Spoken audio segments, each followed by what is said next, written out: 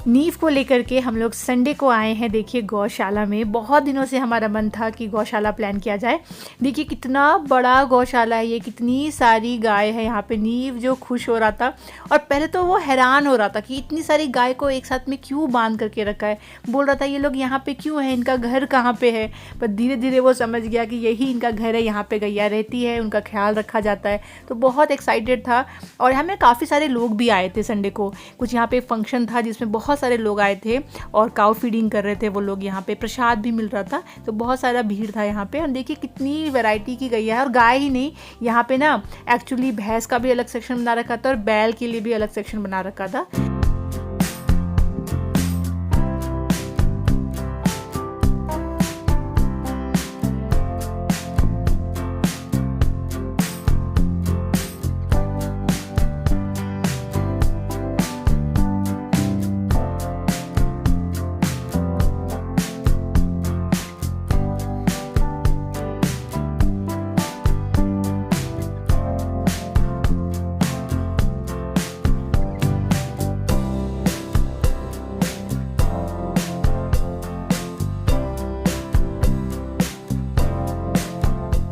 उसके बाद देखिए हम लोग कहाँ आ गए हैं। तो हम लोग आ गए हैं अगेन अपनी प्रॉपर्टी सर्च को आगे बढ़ाते हुए प्रेस्टीज की एक प्रॉपर्टी देखने के लिए। और देखिए कितना सुंदर शैंडलियर लोगों ने ऊपर लगाया है। देखिए ए क्लास बिल्डर में आप जाओगे ना तो जाते ही आपको डिफरेंस समझ में आता है कि जिस तरीके से ये लोग प्रेजेंट करते हैं अपना एक्सपीरियंस सेंटर को, मॉडल फ्लैट को, जो क्वालिटी यूज़ करते हैं, वो समझ में आता है कि हाँ ये ए क्लास बिल्डर है, एक्सपीरियंस बिल्डर है।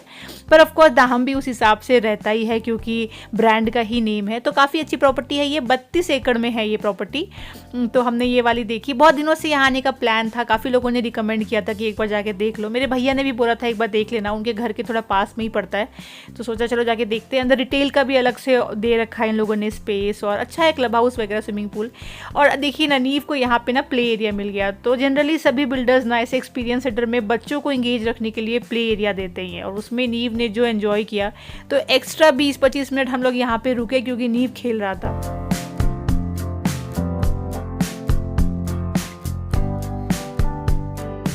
मॉडल फ्लैट में चलिए सबसे पहले 4 BHK देखते हैं, जिसमें 4 टॉयलेट आता है और साथ में ये ऑफिस रूम भी आता है।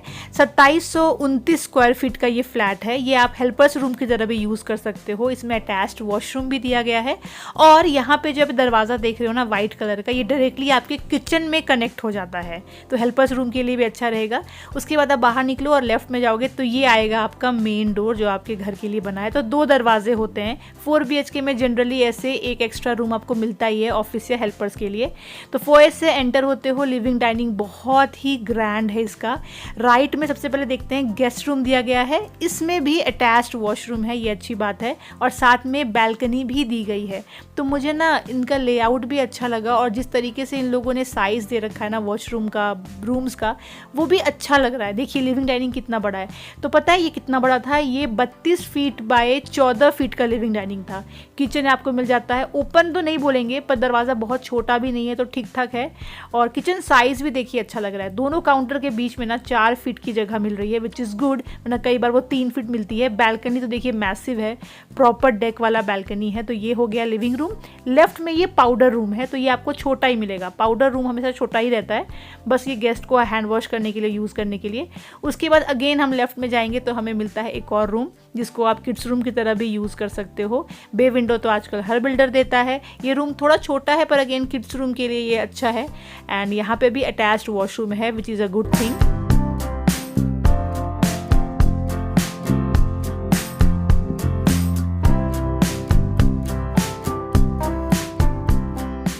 उसके बाद आगे बढ़ते हैं तो 2 रूम हमें दिख रहा है। सबसे पहले सामने वाले रूम में जाते हैं। ये सेकंड बेडरूम है। ये मास्टर बेडरूम नहीं है पर इसमें भी अटैच्ड वॉशरूम है। वॉशरूम की टाइल्स जो है ठीक ठीक है, पर जो काउंटर बेसिन का जो ग्रेनाइट है वो थोड़ा और बेटर हो सकता था। हल्का ओल्ड स्टाइल लगा मुझे। पर देखिए अच्छी बात क्या है, दोनों तरफ में आपको खुला खुला मिल रहा है। एक तरफ बैल्कनी के लिए दिया गया दरवाज़ा, दूसरी तरफ बे विंडो दिया गया है। तो ये हर बिल्डर नहीं करता है। जनरली जो बे विंडो है वो किसी और वॉल में होता है। यहाँ बड़ा अच्छा लगा मुझे कि साथ में बैल्कनी दरवाजे के दे दिया गया ना, तो ओवरऑल पूरा वॉल ही खुल सा गया है। तो लाइट काफ़ी अच्छी आ रही है। चलिए उसके बाद लेफ्ट जाते हैं तो ये आता है मास्टर बेडरूम। इसमें भी देखिए कितना एक दीवार पूरा ही खोल दिया है इन लोगों ने, क्योंकि एक तरफ से बालकनी का दरवाज़ा है, एक तरफ से बे विंडो है। इसमें वॉक इन क्लॉजेट नहीं है। आजकल 4 BHK वो भी इतने बड़े स्क्वायर फीट में लगभग हर बिल्डर जो है वो वॉक इन क्लॉजेट दे रहा है। यहाँ उसकी मुझे कमी लगी, पर स्पेस है, आप अलग से कबर्ड तो बना ही सकते हो। अगेन ये काउंटर बेसिन का मुझे ये अच्छा नहीं लगा, ग्रेनाइट थोड़ा ओल्ड स्टाइल है, पर अगेन वो आप चेंज कर सकते हो, कोई बड़ी बात नहीं है।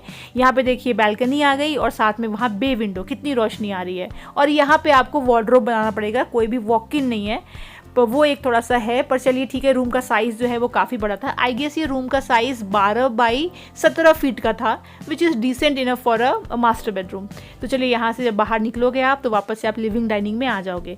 तो ये है इनका 4 BHK, जो कि काफ़ी बड़ा है, काफ़ी अच्छा लेआउट लगा मुझे।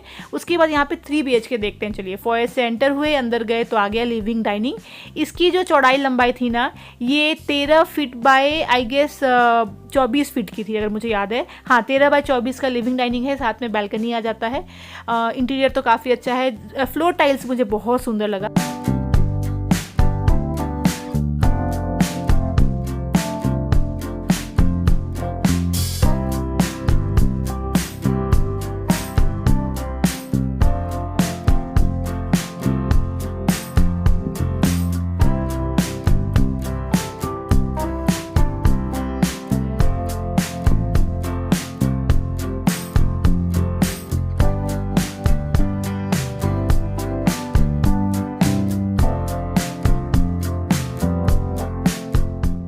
इस रूम से बाहर निकलते हो, सामने आपको एक मिल जाता है कॉमन टॉयलेट। इसका भी साइज़ डिसेंट है, अच्छा लग रहा है साइज़ इसका।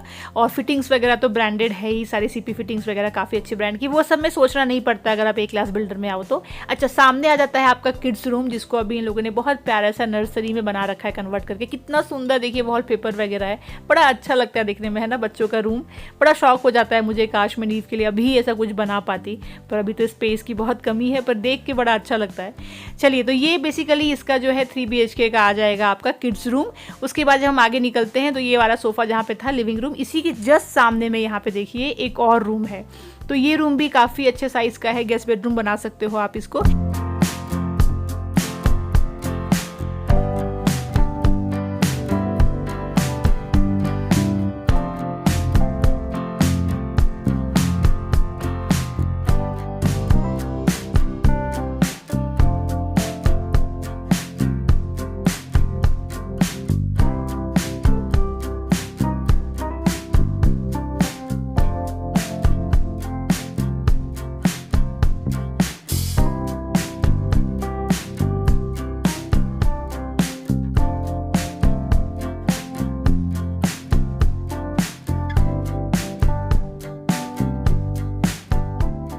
तो कल का संडे हमारे लिए बहुत ज़्यादा अच्छा रहा। नीव ने तो खूब एंजॉय किया, स्पेशली गौशाला वाला पार्ट।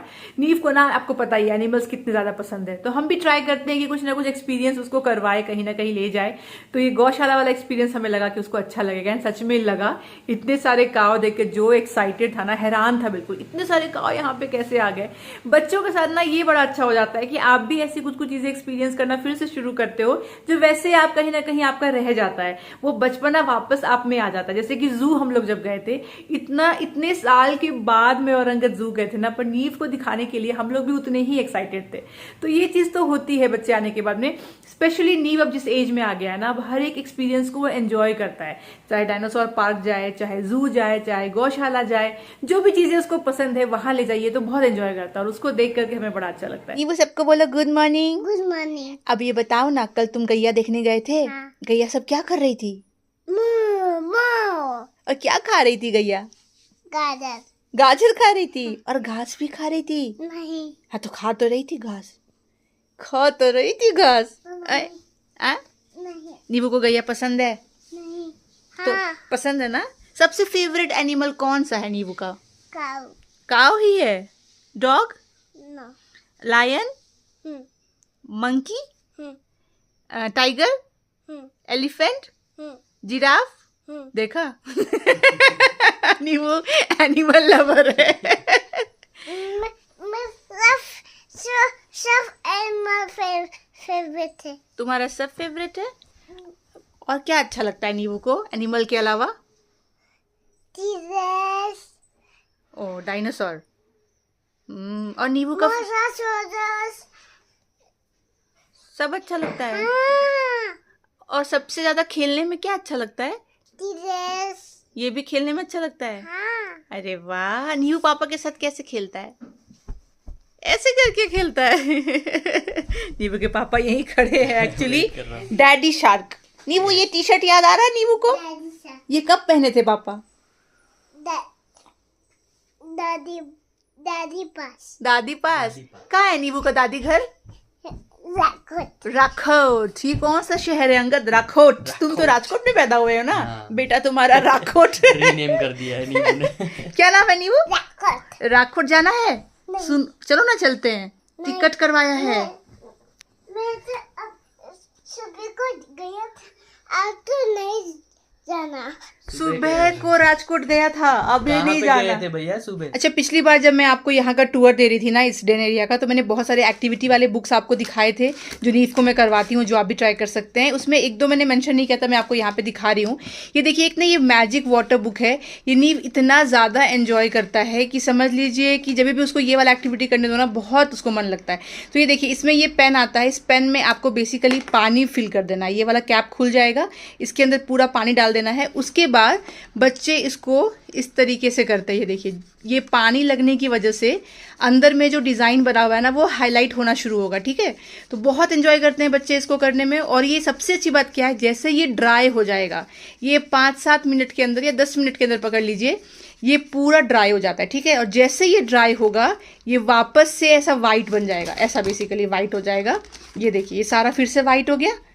तो ये वापस से बच्चे रीयूज़ बार बार कर सकते हैं। अब देखो, ये पूरा वाइट हो गया, फिर से हम इसको कलर करेंगे।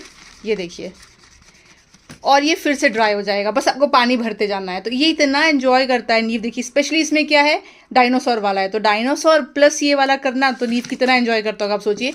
इसमें अलग अलग और भी हैं, जैसे ये वाला जो है, ये स्पेसशिप वाला है, तो ये भी करता है। तो आप अगर बच्चे के लिए कोई एक्टिविटी ढूंढ रहे हैं, स्पेशली जब आप फ्लाइट वगैरह पे ट्रैवल कर रहे हो मान लीजिए, या ऐसे भी ट्रैवल कर रहे हो, ये देखिए, ये कितना अच्छा एक्टिविटी है। मैं इसका लिंक आपको ढूंढ के दे दूंगी। तो ये बहुत बहुत एंजॉय करता है। आज देखिए, मैंने अंगद को यहाँ बिठाया है प्रॉपर सेटअप करके माइक के साथ में, क्योंकि एक इंपॉर्टेंट टॉपिक पे डिस्कशन करना था जो बहुत लोग हमसे पूछते हैं। तो मुझे लगा सही समय आ गया अंगद कि अब उसके बारे में डिस्कस किया जाए। तो आप लोगों को पता ही है, जो रेगुलर फॉलोअर हैं, कि हम लोग अपने लिए नई प्रॉपर्टी ढूंढ रहे हैं बैंगलोर में। आई थिंक पिछले 8-9 महीने से तो आप ये सुनते आ रहे हो, और बहुत सारी प्रॉपर्टी हमने देखी हुई। बीच बीच में डिसकंटिन्यू हो जाता है हमारा सर्च, किसी वजह से तो गैप आ जाता है, इसलिए कुछ भी ठोस मिला नहीं है अभी तक में। लेकिन आपने एक चीज़ नोटिस करी होगी कि हम आपको भी दिखाते रहते हैं बहुत सारे ऐसे जहाँ पे हम जाते हैं। हर तो नहीं दिखाते, क्योंकि हर बार एक ही कंटेंट हो जाएगा, पर काफ़ी हम दिखाते हैं प्रॉपर्टीज जो हम जाते हैं, क्योंकि मेरे कई सारे सब्सक्राइबर्स जो हैं वो भी घर देख रहे हैं, मुझे वो मेल करते हैं। तो एक चीज़ आपने कॉमन नोटिस करी होगी कि हम सिर्फ अपार्टमेंट्स देखने जा रहे हैं। हाँ। एक भी हमने अभी तक में विला नहीं देखा तो है। नहीं देखा, yes। तो मुझे बहुत ही क्वेश्चन आता है कि शोना, अगर आप लोग इतना खर्च कर ही रहे हो, क्योंकि जो भी प्रॉपर्टी हम देख रहे हैं, देखिए वो 2.5-3 करोड़ 4 करोड़ के आसपास की तो आ रही है, बैंगलोर का जो भी चल रहा है रेट। हमारा बजट उतना है नहीं, पर फिर भी लगभग इसी रेंज में लेना पड़ेगा आपको। इतने में विला भी आ सकता है, या आप खुद से ज़मीन लेके भी घर बना सकते हैं। तो हम लोग वो क्यों नहीं कर रहे हैं, ये बहुत लोग पूछते हैं। तो आज सोचा इसको क्लैरिफाई किया जाए, और अंगद को इसलिए बोला आने के लिए क्योंकि अंगद की सोच जो है इस मामले में मुझसे भी ज़्यादा स्ट्रॉन्ग है कि उसको विला क्यों नहीं लेना या बनवाना है। तो हमारे संवाददाता आपसे शेयर करेंगे। बताइए। शुक्रिया मुझे आपके चैनल पे बुलाने के लिए। जी बताइए। मेन तो रीज़न है कि बैंगलोर में प्राइसेस इतने ज़्यादा बढ़ गए कि आपको इस रेंज में विला लेना है तो आपको सिटी के आउटस्कर्ट्स का भी आउटस्कर्ट्स में जाना पड़ेगा, और वहाँ पे भी आपको मतलब बेसिक साइज़ का मिलेगा, 30-40 साइज़ का ऐसा कुछ मिलेगा। रेंज हम बात कर रहे हैं 3 करोड़ की, ठीक है, 2.5 से 3 करोड़ की रेंज की बात हो रही है। करेक्ट, हाँ। उसमें भी मतलब आप फिर आगे पीछे का क्लियरेंस वगैरह करेंगे तो घर छोटा हो जाता है। फिर विला में अंदर में सीढ़ी वगैरह भी आ जाती है, आपको मल्टी फ्लोर करना ही पड़ेगा, तो उसमें काफ़ी वेस्टेज हो जाता है सीढ़ी में ही, तो घर इफ़ेक्टिवली बहुत छोटा हो जाता है। एक तो सबसे बड़ा वो रीज़न है कि लोकेशन बहुत दूर जाना पड़ेगा आपको, सिटी के बीच में जहाँ पे कंपनीज़, आईटी कंपनीज़ है, आपके ऑफिसेज नज़दीक पड़े, वैसा कोई अगर आप लोकेशन ढूंढोगे तो आपको ईज़िली 6 to 10 CR तक जाना पड़ेगा। तो वो तो मतलब हाथ से बाहर है, वो मैं तो सपने में भी शायद ना सोच पाए। सपने में जरूर सोच पाएंगे। हाँ, नेवर दोस्तों, यहाँ बात करूंगी लॉ ऑफ अट्रैक्शन की। ऐसा कभी नहीं बोलना है हम सपने में नहीं सोच पाएंगे। फाइनेंशियली मतलब उतना नहीं पॉसिबल है अभी के लिए। हाँ बाद में, अभी नहीं। हाँ। यस, हाँ। तो एज ऑफ नाउ तो वो फिजिबल नहीं है। दूसरा, पर्सनल एक्सपीरियंस के हिसाब से भी मेरे पेरेंट्स भी एक टाइम पे विला में ही रहते थे, काफ़ी अच्छे साइज़ का था। तो उसमें मेनली क्या हो रहा था कि मैं जैसे ही बाहर कॉलेज करने के लिए, पढ़ाई करने के लिए निकला, मॉम डैड अकेले हो गए घर पे, और पूरा उस एज में फिर आपको पूरा बंगलो मेंटेन करना, उसको सेफ्टी सिक्योरिटी रीजंस भी बहुत हो जाते हैं, हर तरफ आप ग्रिल डाल देते हो। फिर मॉम डैड का क्या हो जाता था कि घुटने में दर्द हो जाता है, बार बार सीढ़ी ऊपर नीचे करने को नहीं, तो एक रूम नीचे था, वहीं पे सोते थे, वहीं पे फिर नीचे नीचे में ही रहते थे, तो ऊपर का एज इज वेस्ट जा रहा था, और ट्रैवल भी नहीं कर पाते थे, और कहीं पे ट्रैवल, हाँ सिक्योरिटी, हाँ बहुत यार, कैसे 3-4 बार तो इश्यूज भी हो चुके हैं हम लोग के घर में, अगल बगल के घर में 3-4 बार ऐसे बहुत चोरी चकारी का सब कुछ इश्यूज हो गया था। तो वो सब कुछ मतलब सिक्योरिटी वाइज भी हम लोग को सही नहीं लग रहा था। तो वो सब भी एक रीज़न है कि मैं पर्सनली इतना मतलब रिस्ट्रिक्टिव हूँ कि मेरे को नहीं चाहिए, विला में नहीं रहना है। और कोई भी छोटा मोटा चीज़ भी हो जाता है, मोटर खराब हो गया, ये हो गया, वो हो गया, तो आपको ही सब कुछ करना है। हनी बी का वो लग गया छत्ता, हाँ हनी बी छत्ता लग गया, कुछ भी हो गया तो आपको ही देखना है। सोसाइटी अपार्टमेंट में क्या होता है कि एक टीम होती है, एक मेंटेनेंस टीम होती है, फैसिलिटी मैनेजर होता है, सब कुछ होता है। तो यू आर मतलब मोस्टली टेंशन लेस के सोसाइटी में क्या सब चल रहा है, वो बहुत बड़ा कैसे फिक्स करे, किस आदमी को फ़ोन करे, कैसे टाइम मैनेज करे, आपको ऑफिस भी जाना है, आपको कोई आएगा वो रिपेयरिंग वर्क करने के लिए आएगा, तो वो सारा हेडेक है वो आपका एलिमिनेट हो जाता है। देखिए ये जो सीढ़ी लेकर के ऊपर चढ़ना है ना, ये स्टार्टिंग में क्या होता है, विला लोगे ना, आपको बड़ा लगता है कि शो ऑफ वाली चीज लगती है कि हमें सबको पता चल गया कि हमने विला लिया है, बड़ा सा बंगलो, ठीक है। लेकिन बंगलोज में जितना भी आप देखोगे ना लेआउट, जनरली रूम्स नीचे 2 होते हैं, बाकी 2 रूम 3 रूम जो है वो ऊपर होते हैं, ठीक है। मास्टर बेडरूम ऊपर होता है। तो स्टार्टिंग में आप ऊपर नीचे करते हो, थोड़ा सा एज होता है आपको, और बोर भी लगता है आपको, हर सामान लेने ऊपर जाओ, यूजुअली आलस भी लगता है, वो सब भी हो जाता है। और अगर आपने नीचे मास्टर बेडरूम आपने अगर नीचे बना भी लिया, ठीक है, आपने ऐसा लेआउट लिया, चलो मास्टर बेडरूम मेरा नीचे ही है, तो मास्टर बेडरूम नीचे, एक रूम नीचे, किचन नीचे, आप ऊपर नहीं जाओगे, आप बोलोगे यार आलस आता है, कपड़े रखने भी नहीं जाओगे, सामान रखने नहीं जाओगे, ऊपर का फ्लोर खाली ही रहता है, फिर आलस से भी और घुटनों के दर्द से भी। अब आप बोलोगे शोना लिफ्ट वाला ले लो, तो भाई मेंटेनेंस क्यों बढ़ाना है ना, पर्सनल लिफ्ट वाला विला क्यों बनाना है हमको कि हम उसको मेंटेन करें, कितना आजकल की कई सारी गेटेड सोसाइटी है जिनमें बंगलोज में मेंटेनेंस 20,000 तक जाता है, ज्यादा जाता है, हाँ उससे भी ज्यादा जाता है मेंटेनेंस बैंगलोर में। हाँ तो क्योंकि गेटेड कम्युनिटी में आपको सिक्योरिटी वगैरह मिल जाएगी, तो सिक्योरिटी के चार्जेस बहुत ज्यादा होते हैं अगर गेटेड लिया तो वो तो मतलब डबल हो गया जितना अपार्टमेंट में होता है उसके कंपैरिजन में। तो वो भी एक्सपेंस वाइज भी हम लोग को उतना सेंस नहीं कर रहा था, और मेंटेनेंस वाइज भी हेडेक। एक और रीजन है जो अंगद ने मेरी सिस्टर को भी दिया, तो मेरी जो कजन सिस्टर है उनका भी प्लान था कि वो विला लेना चाहती है, उसको भी अभी तक कोई अपार्टमेंट नहीं मिला है। मेरा और उसका सेम हालत है, हम दोनों बहनें ढूंढते रहते हैं, कई बार तो मैं उसके लिए भी ढूंढने जाती हूँ क्योंकि उसको कुछ एक रिक्वायरमेंट ऐसा वाला। एनीवेज तो वो भी अंगद से डिस्कस कर रही थी कि अंगद जी आप लोग विला क्यों नहीं लेना चाहते हैं, मैं सोच रही हूँ विला लेने का। ट्रस्ट मी, अंगद ने जब उसको एक्सप्लेन किया इस बात को, 3-4 महीने हुए, उस दिन के बाद से उसने ये ठान लिया कि वो विला नहीं लेगी, क्योंकि अंगद की बात उसको इतनी सही लगी। वो रीजन क्या है सुनिए। हाँ रीजन मतलब जो ओवरऑल फैमिली का कनेक्शंस बनता है ना, वो विला में एटलीस्ट माइक्रो फैमिली में तो नहीं बन पाएगा। जॉइंट फैमिली में है तो कोई ना कोई घर में आपको मिल जाएगा जिनसे आप बात कर सकते हो, बट जो न्यूक्लियर फैमिली है उसमें क्या हो जाता है, अगर मेरा ऑफिस स्पेस मैंने फर्स्ट फ्लोर या सेकंड फ्लोर पे बना दिया तो मैं दिन भर वहीं पे बिजी हूँ, शोना नीचे बिजी है, अब वो ऊपर आएगी नहीं, मैं अपने काम के चक्कर में मैं नीचे आऊँगा नहीं, खाना भी शायद मैं प्लेट में सर्व करके मैं ऊपर ले जाऊँगा, ऑफिस का काम करते रहूँगा, डिस्टेंस बढ़ जाता तो फैमिली के बीच में डिस्टेंस बढ़ जाता है। कल हो के नींव भी अपने आप को इंडिपेंडेंट करेगा। किया है नहीं, यहाँ थोड़ा होल्ड ऑन करूंगी, ये बच्चे ने किया है। तो इन लोग का बंगलो था, तो बंगलो में इसका रूम ऊपर, मॉम डैड नीचे। अब ये रूम में जाएगा, रूम में ही खेलेगा, रूम में ही सोएगा, रूम में ही पढ़ेगा, रूम में ही रहेगा, नीचे उतरता ही नहीं था। मतलब कि सोचिए एक ही घर में रह के बच्चे का मुंह नहीं दिखता था। इमेजिन हम लोग के टाइम पे तो उतना टैबलेट मोबाइल सब नहीं था, तब ये हाल था, तो तब ये हाल था। तो आज के जमाने में तो फिर वो एक सिक्योर्ड प्लेस में अपना रूम में अपना टैबलेट या मोबाइल लेके बैठे रहेगा फ्यूचर में। तो सोचिए नींव एक रूम में बंद, अंगद एक रूम में ऊपर बंद, मैं नीचे एक रूम में बंद।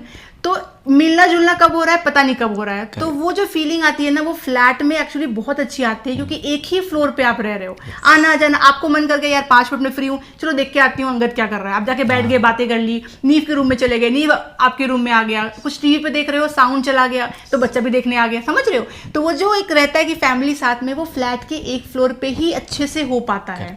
तो आप बोलोगे शोना ऐसा वाला विला बना लो, एक ही फ्लोर पे सब रहो, बहुत लंबा बड़ा जमीन लगेगा भाई उसके लिए। और एक बात क्या है ना, देखिए जनरली क्या मेंटेलिटी होती है लोगों की, लोग रिटर्न्स पे सोचते हैं। आप बोलो ना मैं घर ले रहा हूँ 3 करोड़ का, अरे इससे अच्छा तो खुद का विला बना के ले लो। पर बेचने के पर्सपेक्टिव से आप लोगे तब ना आप सोचोगे रिटर्न का। हो सकता है बेचने के पर्सपेक्टिव से नहीं ले रहे हो।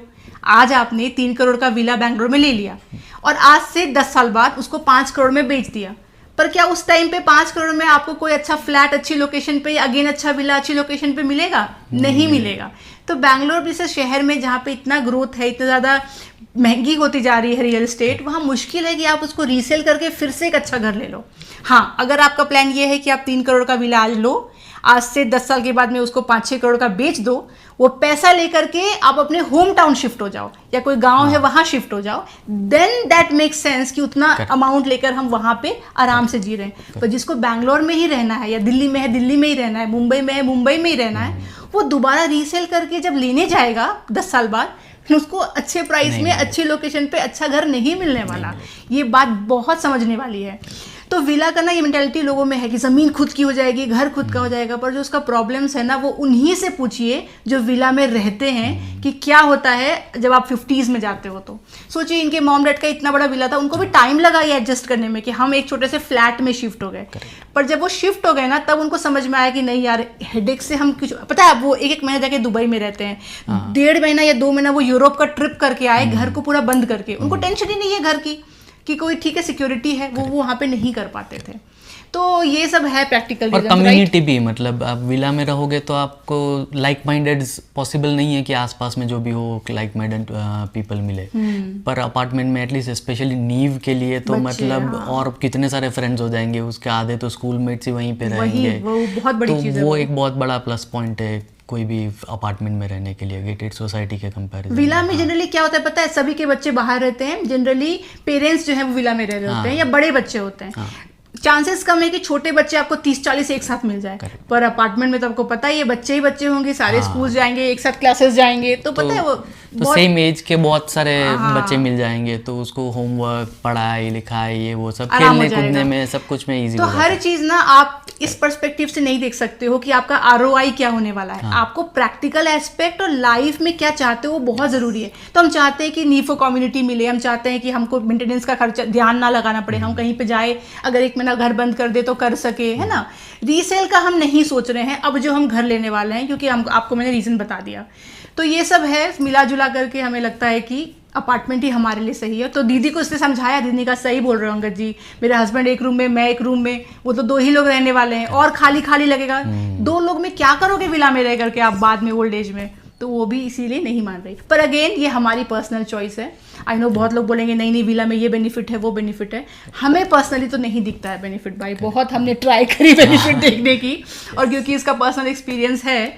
इनफैक्ट जब मेरे भैया ने बोला ना वो अपार्टमेंट में रहते हैं, तो जब उन्होंने शेयर किया ये आइडिया अंगद के साथ कि मैं ज़मीन लेके घर बना रहा हूँ, अंगद ने उनको भी यही बताया कि आपके बच्चे तो बड़े हो गए, मोस्टली बाहर जाएंगे अब जॉब करने के लिए, तो मतलब कॉलेज और फिर बाद में जॉब भी। हाँ। तो क्या करोगे भैया आप रहकर दोनों विला में इस एज में आगे जाकर, कितनी अच्छी कम्युनिटी में रहते हो। पर वही शौक उनका कि नहीं ओल्ड एज में विला में रहना है। पर मुझे नहीं लगता है वो अब आगे करने वाले हैं, देखते हैं वहाँ भी कुछ डाइसी चल रहा है, उनको भी कुछ प्रैक्टिकल एस्पेक्ट समझ में आ रहा है चीज़ों का।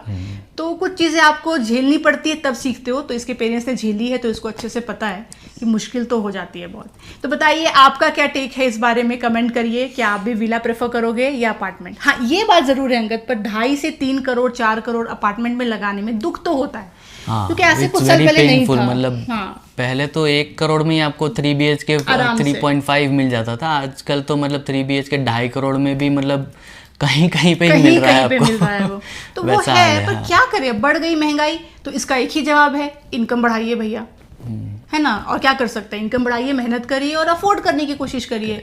पर ये सोचना कि यार ये तो लेना व्यर्थ है, व्यर्थ आप सोचोगे ना रियल एस्टेट में, आज नहीं लोगे कल आपको वही प्रॉपर्टी 50 लाख महंगी अगले साल लेनी पड़ेगी, कोई उपाय नहीं है उसका। दुनिया बहुत तेजी से भाग रही है, और साथ में ही भागना पड़ेगा आपको। तो हमें भी बुरा बहुत लगता है सोच के कि अंगद यार बहुत 3 करोड़ ज़्यादा। दे दे यार अपार्टमेंट के लिए। यही है हमारा टेक अभी फिलहाल इस पे। तो देखते हैं, आप हमारे साथ जुड़े रहिए, हम भी जहाँ जहाँ जाते हैं थोड़ा बहुत आपको भी शेयर करते हैं, और जो फाइनली लेंगे वो भी आपके साथ में शेयर करेंगे ही, Of course, जो हमारा yes. होने वाला है ड्रीम होम। Let's see. तो आई होप इस टॉपिक को मैंने क्लियर कर दिया है। ऑन दिस नोट हम मिलेंगे आपसे अगली बार, तब तक बाय बाय। नहीं। Like share comment and subscribe. नहीं, अभी मैं इससे इसके सारे क्रेडिट कार्ड का कार्ड नंबर पूछूं तो ये आदमी card number, CVV, expiry date सब बता देगा हर कार्ड का। तब तक के लिए देखते रहिए ये ना। नहीं, अपना ख्याल भी रखना है। ओ ख्याल भी रखना।